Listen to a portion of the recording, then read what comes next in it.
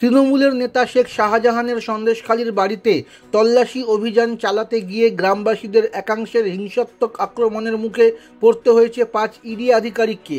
শাহজাহানের অনুগামীদের ক্ষোভের হাত থেকে রেহাই পাননি ইডি আধিকারিকদের নিরাপত্তা প্রদানের জন্য নিয়োজিত কেন্দ্রীয় বাহিনীর জওয়ানেরাও।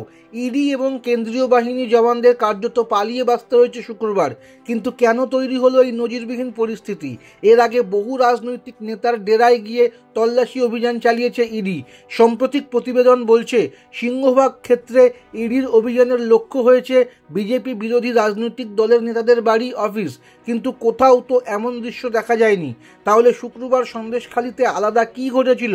আর এই প্রশ্নের লেজ ধরেই দিক দিক বাড়ছে সন্দেহ। ইডিকে দেখে কেন হঠাৎ এত উত্তেজিত হয়ে পড়লেন শাহজাহান অনুগামীরা? গুরুতর কিছু কি লুকোতে চাইছিলেন?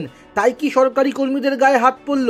এর উত্তর মেলেনি। কিন্তু ঘটনা পরম্পরা বলছে এক